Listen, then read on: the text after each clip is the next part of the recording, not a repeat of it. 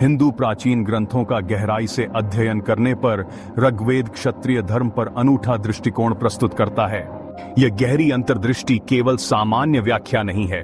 ऋग्वेद और भी गहराई में जाकर क्षत्रिय धर्म की रहस्यमय परतों को उजागर करता है। सुंदर अभिव्यक्ति के साथ ऋग्वेद के 4.12 3 श्लोक विशेष रूप से प्रकाशमान है। यह कहता है कि अग्नि के देवता क्षत्रिय बल के स्वामी हैं या संरक्षण शक्ति। यह कोई साधारण शक्ति नहीं है, बल्कि लोगों और उनके हितों की सुरक्षा की दिव्य जिम्मेदारी है।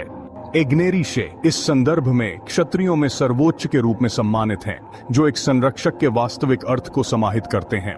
उसका आभा न केवल शक्ति का प्रतीक है, बल्कि देखभाल और जिम्मेदारी की गर्माहट भी दिखाता है। इसे उजागर करने के लिए ऋग्वेद 2 प्रकार अंतर करता है। यह अधिकार क्षेत्र संरक्षक के क्षत्रिय के, यह अंतर केवल प्रतीकात्मक नहीं है, बल्कि यह संरक्षणात्मक भूमिका के महत्व पर जोर देता है, जिसे समाज में सामंजस्य और शांति बनाए रखने की आवश्यकता होती है। ऋग्वेद द्वारा वर्णित क्षत्रिय की संरक्षणात्मक भूमिका केवल एक कर्तव्य नहीं है, बल्कि यह उनके प्रजाओं को हानि और दुख से बचाने की एक महत्वपूर्ण जिम्मेदारी है। यह जिम्मेदारी केवल भौतिक सुरक्षा के बारे में नहीं है, बल्कि यह उनके प्रजाओं को सुरक्षा, शांति और आराम का अनुभव प्रदान करने के बारे में है। ऋग्वेद 5:49 क्षत्रिय के एक और भी गहरे अर्थ की व्याख्या प्रस्तुत करता है।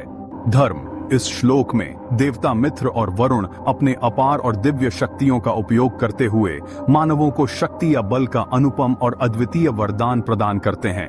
यह शक्ति केवल शारीरिक बल के बारे में नहीं है, बल्कि यह मनुष्यों को साहस और वीरता के महान कार्यों को करने के लिए प्रेरित करती है। यहाँ क्षत्रिय शब्द का उपयोग एक राजा या शासक के संदर्भ में किया गया है, जो अपने प्रजा को दुख से बचाता है।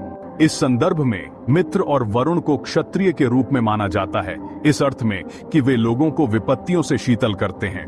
क्षत्रिय धर्म की इस व्याख्या का महत्व है, यह न केवल क्षत्रिय की शारीरिक शक्ति पर बल देता है, बल्कि उनके लोगों के प्रति उनके नैतिक और आचारिक दायित्व को भी जोर देता है।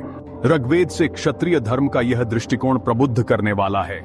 यह उनके भूमिका को केवल योद्धा के रूप में ही नहीं दिखाता, बल्कि उनके लोगों के मार्गदर्शक और रक्षक के रूप में भी दिखाता है। यह हमें क्षत्रिय धर्म के सच्चे सार और समझ के और करीब लाता है, जो केवल शक्ति और बल के बारे में नहीं है, बल्कि सुरक्षा के कर्तव्य, धर्मनिष्ठा और नैतिक जिम्मेदारी के बारे में अधिक है।